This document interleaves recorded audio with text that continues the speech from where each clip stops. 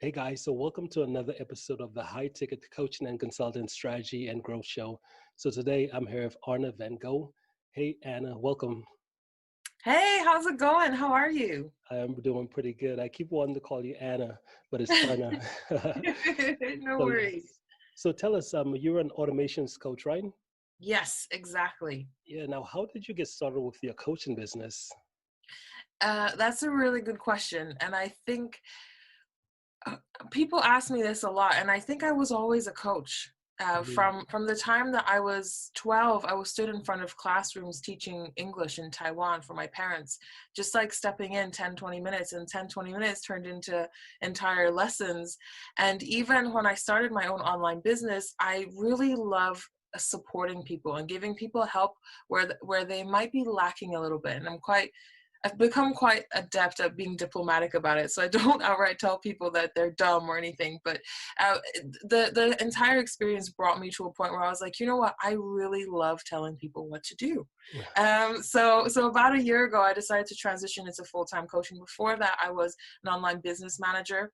I helped a couple of online businesses. One in particular went from 5 to 7 figures in 18 months. So I knew I was doing something right, and I just really wanted to share that with more people. Yeah, awesome. So you said in Taiwan. So you said you were teaching English at 12? Yeah, I was. Uh-huh. because because like when you're I guess a foreigner in Taiwan, so I'm half Dutch and half Taiwanese, and everybody always saw me as a foreigner, and I spoke fluent English by then.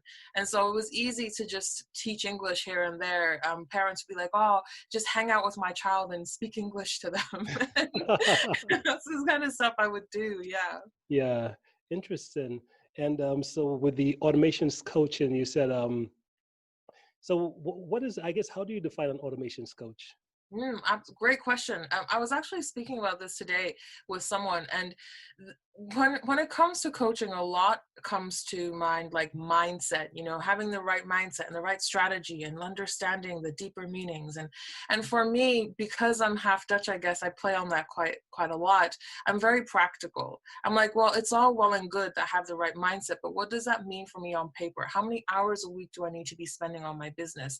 And when I started looking at the facts and the figures that way, and also experiencing burnout myself, I really quickly realized that sometimes people just need to be told, this is A, B, C, D, E, F, G, this is what you need to do, and this is the formula that will get you from A to B.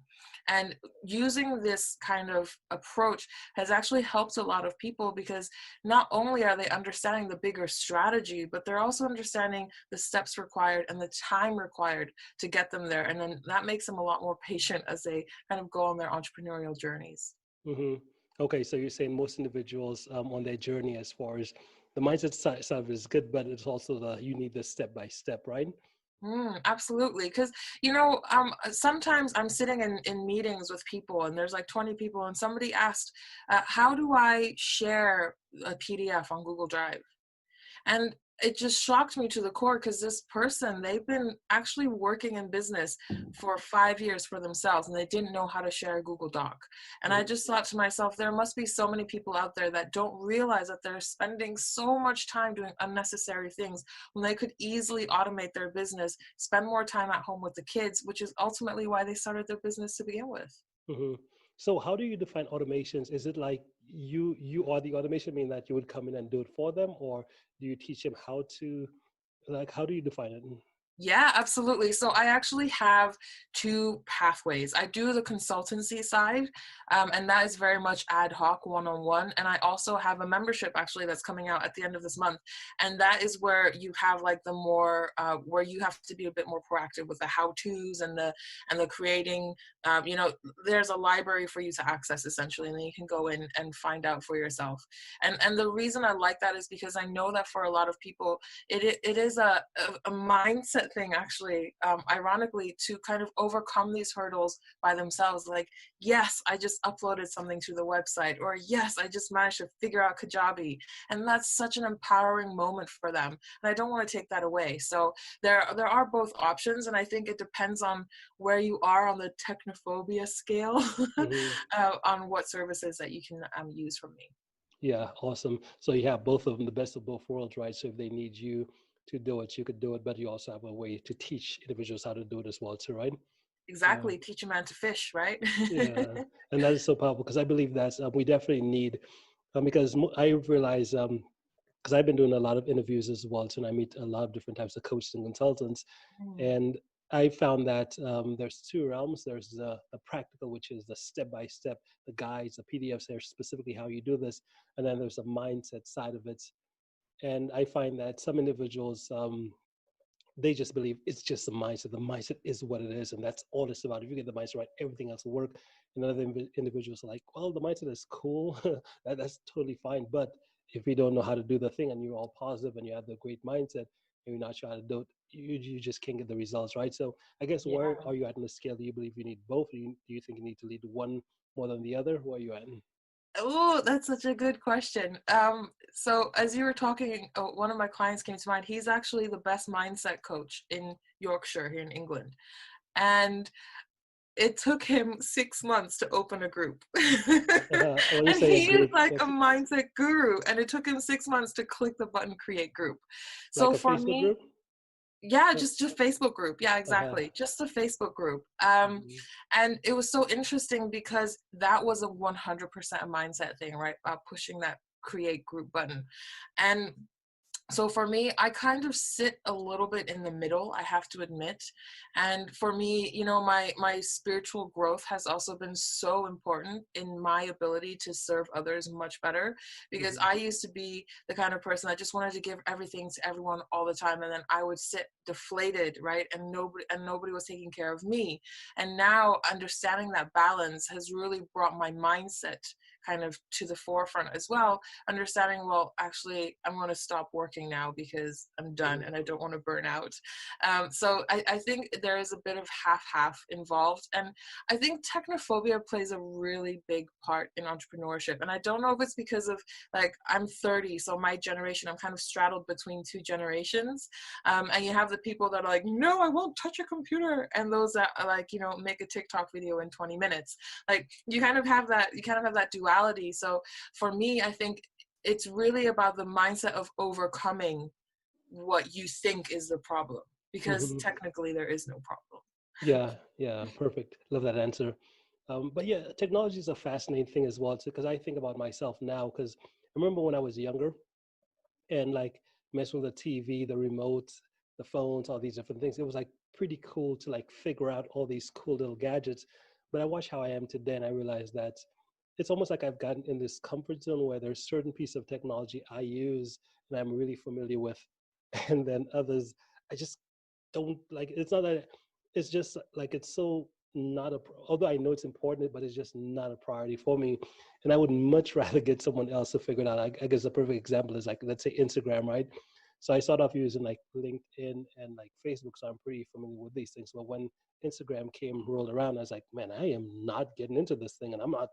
And then I kind of had somebody else to do it, but I'm thinking like, what is that for me? Is it that I don't want to learn it, or is it just that I'd much rather spend my time doing something else? And I realized for me, I'd much rather spend my time doing other things. And I realized there's a lot of people out there as well too. And knowing that you exist, you actually have a service where individuals who do, whether it's a mindset thing or whether they just feel like I just don't want to be the person to do that, knowing that there's a business and an individual like you who does that, that solves a massive, massive problem.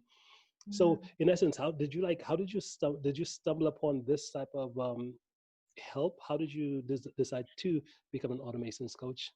Well, um, I really I saw the need, like I Mhm. just wanted to kind of plug the gap. And like you were saying, when you were younger, you were like, oh yeah, this remote control, I got this, right? I was that person too, because technology was coming at a much slower rate at that point. Mhm. And I was lucky enough to be one of the first, I think, 100,000 people on Facebook. So I was, What? yeah, I know, it was so cool. I was such an early adopter, and I got really lucky. Like, a friend had an email address from a Ivy League here in the UK, so I got that email address and I got to create my Facebook account. I had no friends because I wasn't at university yet, but I always got to experience like things first. And when ManyChat came out, like I went in and I built a chatbot. I didn't have anyone to sell it to because I wasn't even running a business at that point, but I went in because I'm just fascinated with it. And as I was kind of entering the coaching world going, right, I want to coach. So I was like, I want to be a business coach. And then I look at all my competition and, I get overwhelmed as well. I was in a place this time last year, I was like, I don't know if I can do this. And it was really about, digging deep into what is it that I want to do? Like, who is it that I am? And how can I share that gift with the world? I'm Dutch, I'm pragmatic, I'm Taiwanese, I'm a workaholic. How can I turn this into something positive for people? And that's kind of how the automation side of things got born. Hmm. Awesome. So what's in terms of I guess technology, and I remember what you just said about Facebook here, because I remember just being so against Facebook, because for me at the time it was MySpace. Remember Yes. MySpace? Having like Yeah. Tom as your first friend. Yes. Yeah. Me too. I remember being on MySpace, and when I heard about Facebook, I was like, there's no way I'm going to get into Facebook. And then when MySpace started, I realized, oh, my friends had Facebook. I was like, oh, might as well. So I think I was maybe the 2 millionth adopter, right? Mark Zuckerberg was my friend. So I Oh, was like, that's how early I was. yeah. Yeah. Cool stuff, cool stuff. Yeah. So how does I guess how does it look working? Most of your clients, are they virtual? Do you have like an office where you actually go in and physically either with the clients, or is it mostly virtual? Oh, I am 100% online. Mhm. 99% online. And I say that because I travel a lot and I love using my clients as an excuse to travel. Mhm. so last year I was lucky enough to go to 4 different continents. I went as far as Fiji, Miami, Taiwan, and obviously I moved from Australia to England last year. So I literally was everywhere. And yeah, using my clients as an excuse to visit them is literally the best thing ever. So most of my work is based online. My membership program is a little bit less personal, obviously, and the one-on-one Mhm. coaching is literally just Zoom calls. Um, recently, I actually because it's lockdown, I did Friday drinks with a client. We had a coaching session and a glass of wine. So that was lovely. That was really, really nice just to be able to create that, like recreate, the pub vibe a little bit. It was good. Yeah, that is Yeah. awesome. And I guess isn't running a coaching business, an online coaching business, is just the best, right? So you said you were on 4 continents last year. Mm. That is Yeah, so it was awesome. something like 30 countries, 42 cities, and 4 continents. Yeah. Goodness, goodness. Mm. Wow, that is interesting. Um, so was that like your dream? Like, why? What's your reason for like saying in terms of lifestyle wise? Are you a big traveler? Is that why you wanted to get into the online coaching type of space as well? I wanted to get onto the online space because I wanted to be a digital nomad. Because I just felt like I still feel like there's so much of the world that I haven't seen, and I want to be able to pick up and work for a week out of Portugal. And actually, I did that before lockdown. One of my biz besties and I, we just picked up to Portugal for 5, 6 days. Worked in the morning, explored in the afternoon. It was wonderful, and that's the kind of life that I always envisioned for myself. And I guess it helps that I grew up between 2 continents, right? So I was always flying back and forth. Like flying is easier than taking a train for me. Like I actually get anxious taking a train or flying. I'm just like asleep before the plane doors even close. Hmm. So so for me, wanting to come into the online space and giving, because also by that time I already had quite a global network of friends and colleagues and things like that. So I just wanted to expand that further and just explore that avenue a little bit more. When people talk about like settling down and having children, I think that's wonderful, but I don't want that. Like I want to be able to live a life where I can winter somewhere warm. I just experienced my first European winter in 4 years and I did not handle it well. Yeah. Awesome, man. You seem like you're doing a lot of, that's pretty cool. And a digital nomad. I've heard that term. Well, actually, I've heard it, but I've never really dug deep into it because it's one of those things where I believe with different niches, you hear different types of terminology is used. And, but with a digital nomad, how long have you been, do you consider yourself a digital nomad? Oh yeah. Oh Mhm. yeah. And it's I don't think that a digital nomad means that I'm always traveling. I am in places for periods at a time. And like for example in England, I've been in England now for a year. but in that year, I went to 4 or 5 different places, Mm-hmm. right? I went to Miami, Croatia, Spain, um, Switzerland, France, like all of these places. And that makes me a digital nomad because I take my office, which is my laptop, with me, you know, and my little ring light. um, and that's my office, and I'm good. And so for me, that is what it means being a digital nomad, the flexibility of being able to say, right, I'm going to go and sit on the Caribbean island for a month and do my lives from there and do my Zoom calls from there. Mm-hmm. As long as obviously it makes sense for my schedule, that's exactly what I do. And that freedom for me is really priceless, I have to admit. Yeah, yeah, beautiful. So what about in terms of challenges as you grow your business as well too? Because I know that as an entrepreneur, we're always we're constantly solving problems and stuff like that. Have you run into any challenges? Like, what challenges have you run into, and how did you overcome them? Or what are just a few? Do you have a few hours? Mhm. I think that, as we level up, we're always going to find different kinds of challenges. And, at the moment, a funny, I guess a kind of funny one is like, I need a bookkeeper because I can't keep up with all the money going in and out and what's happening. And I have 10,000 accounts because I lived in 4 different countries in the last 5 years and I Mhm. don't know where my money is. Um, so that's quite a fun problem to have, right? It's a really good problem to have. But I think one of the challenges that everybody faces is consistency. Mhm. Consistency in posting, consistency in getting back to people, and understanding, reminding yourself, this is the bigger picture, and this is why I'm getting up today. This is why I'm doing this today. And I wish that there was, I'm actually thinking about creating it. So, watch this space, but like there should be a way where, we can hold people accountable to what we do that's more than just a checklist, more Mhm. than a to-do list, because we forget that there's a bigger picture at hand when we're looking at that to-do list. And Mhm. and that is for everyone, and that is definitely a mindset issue. Mhm. Yeah. Yeah. And then in terms of a tech issue, I think people don't realize that there's so much available to them.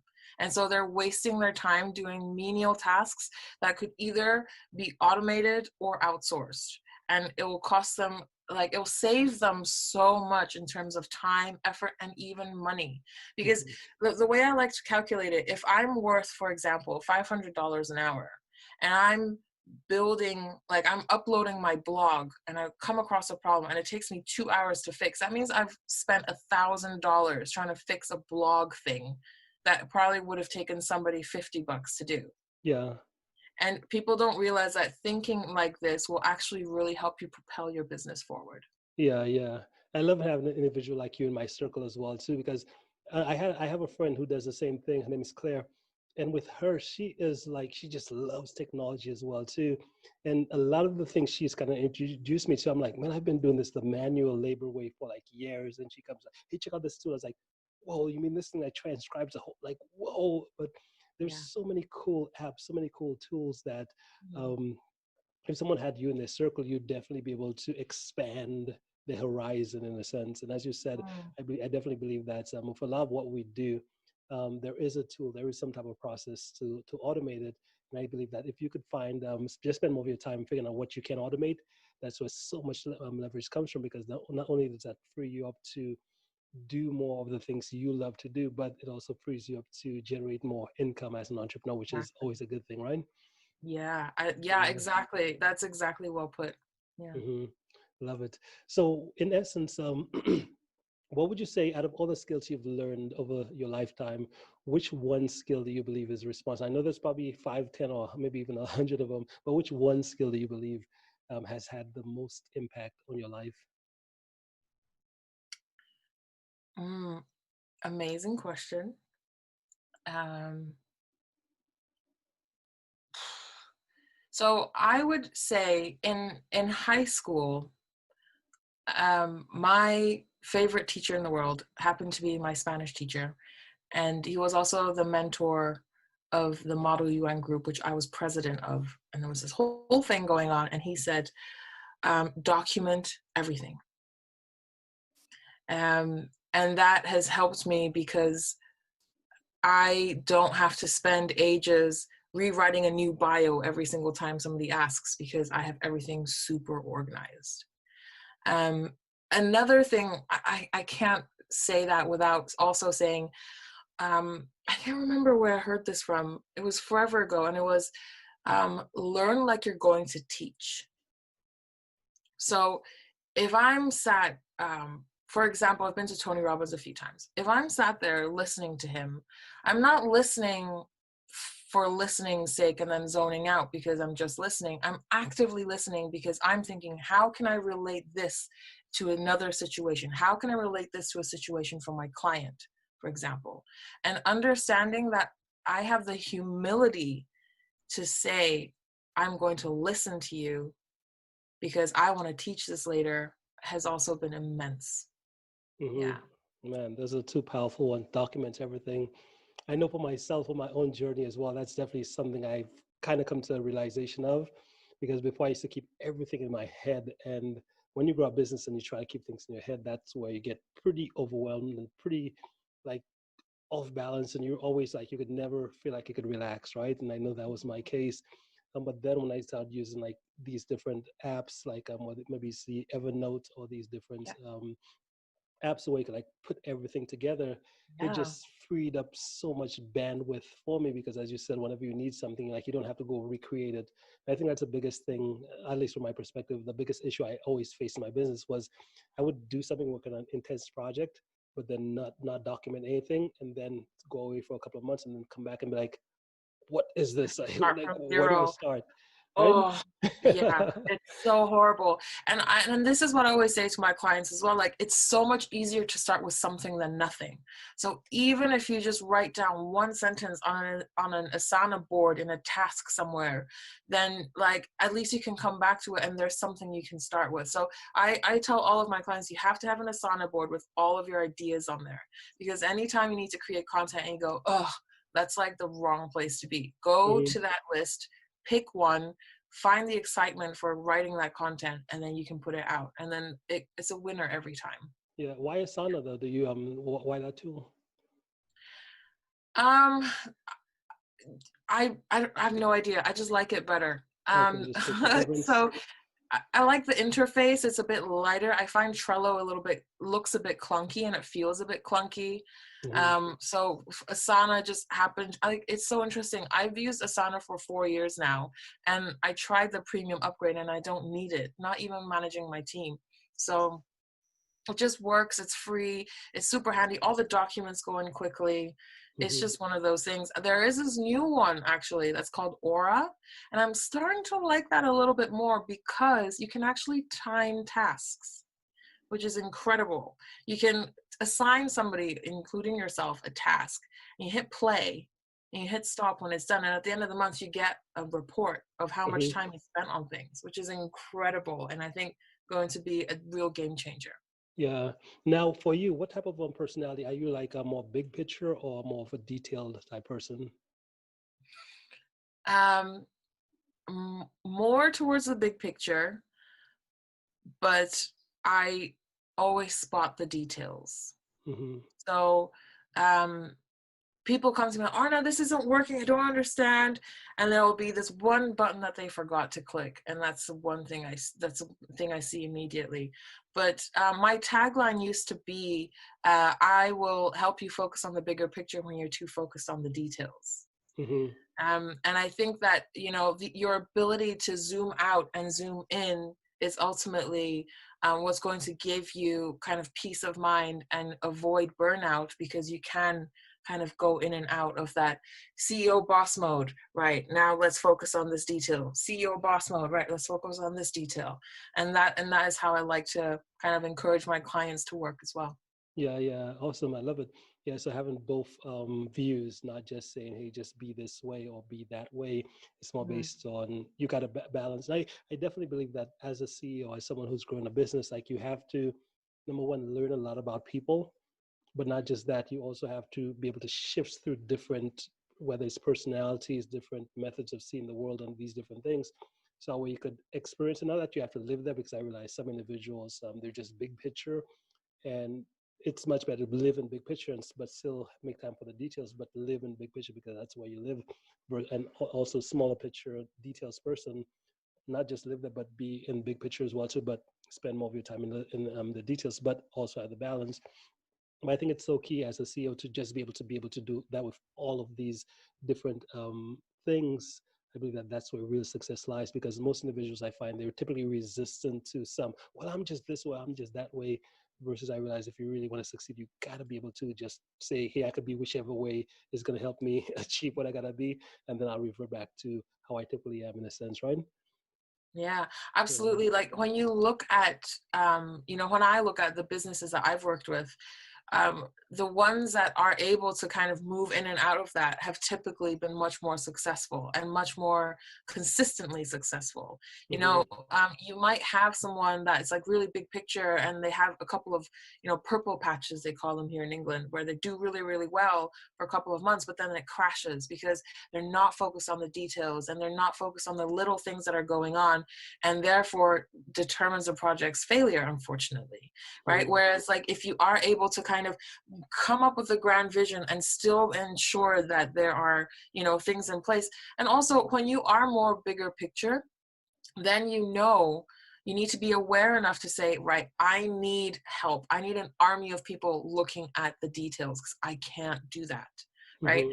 And when you are, and also like if you're a smaller, small picture CEO, you need to make sure that you hire mentors that are pointing you to the big picture, that are Hmm. painting it for you so you can see exactly what it is that you need to be doing. Um, Yeah. and that kind of awareness is really difficult because people don't like admitting that they have faults, Yeah, yeah. unfortunately. And that's so important as well, because I think as entrepreneurs, we always think that we have the answers.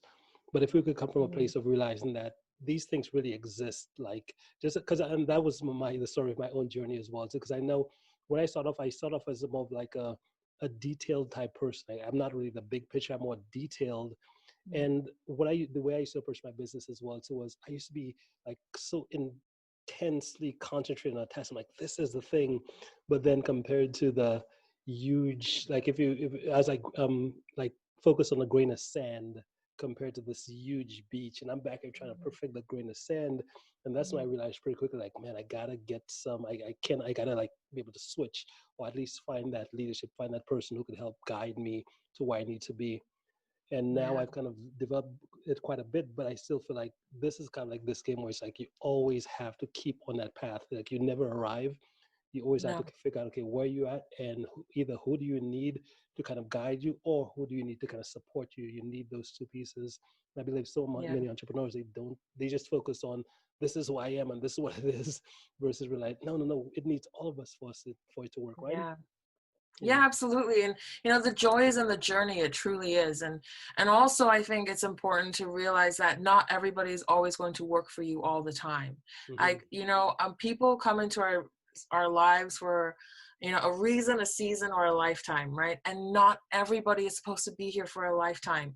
And so like I get really excited, like this sounds really weird, but I get excited when people outgrow me, because it means that they've moved on in their journey and they don't need a specific thing from me anymore. They don't need that from me because they can now, and I've done my job. It means I've Hmm. actually succeeded, right? I have succeeded because they no longer need me. And I think people are so desperate to be loyal, right? No, I'm loyal. I'm going to stay with this coach even though they don't do anything for me. And I don't think that that's the right way to do it. You have to be aware of where you are and where you want to go, and Yeah. pick the right people to get you there. Yeah, Absolutely. that's so true. Because entrepreneurship is one of those things where it's like it's literally it's kind of like a self-interested sport, I guess you could call it. Because at the end of the day, no one is responsible for your success than you. And if Exactly. you're doing things, putting yourself in situations, working with people, you could tell like they were not getting to the next level, but you just want to be there because, like you said, just like you're loyal or whatever. It's like, hey, you probably won't make it very far because again, you have to know number one what it is that you're about, what you're trying to do, and figure out the people, tools, resources that can help you get there, and not Mm. get stuck doing things that way or this way just because it's what you've always done. Yes, yes, exactly, Yeah. exactly. Love So it. tell us, yeah, share a story because this is a new question I've never really asked before. What's a story you could share about your childhood that's really shaped you, I guess you could say, whether it's a funny story, a creative story, a sad, like whatever. Just share some story from your childhood that we could get some value from. that shaped me. Yeah. Ooh, okay. Okay, I've got a good one. Oh, good, good. Hang on. Let Are me you get the ready? popcorn. Let me get the popcorn. Yeah. Okay, so as you know now, I'm half Dutch, half Taiwanese. I grew up in Taiwan at an American school, and that's why I have an American accent. That's also why I know who Bill Nye is. You can't hide him. I know him. Um, and it was really interesting because this was what, like 90s, early 2000s, and Taiwan at the time was still not as, like, there were not as many foreigners then, so I was always the odd one out. Hmm. And it's just so interesting because I not only was the odd one out because I was half white, but also because I went to an American school. It's mostly where really rich people go, and we weren't necessarily super rich. And um, it really created a will in me to kind of stand on my own 2 feet, because and so this is where I have to admit something, and I don't love admitting it because it's weird, but I'm telling the story so it makes sense. So one of my dreams is to buy a super expensive designer handbag, Hmm. like super expensive, because all my girlfriends had their daddies buy it for them, Hmm. right? They didn't even have to blink, and they got it, at their bed, at the foot of their bed. And I just really want to be able to say, well, I did this on my own. And that rebelliousness has always stayed with me.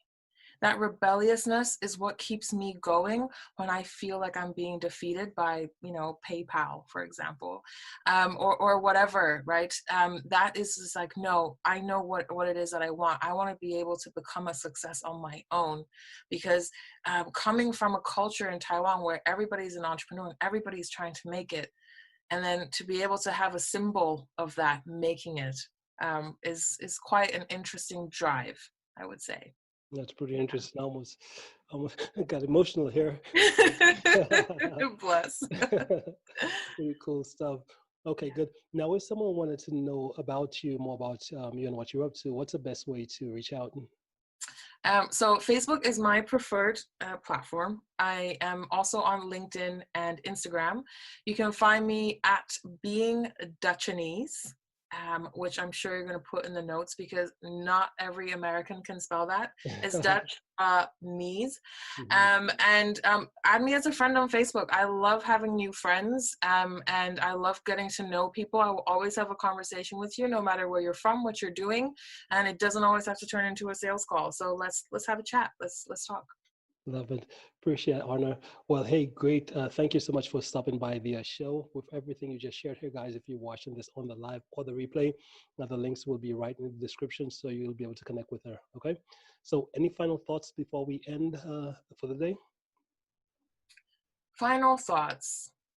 Um, if it is not yet all right, it is not yet the end. So just keep going. You've got this. It's going to be fine. We are all going to be okay eventually. So yeah, that's going to be my motivational comment. Love it. Yeah, love it. Well, hey, thank you so much again, and we'll be in touch. Thanks. Okay. Yes, definitely. Cheers.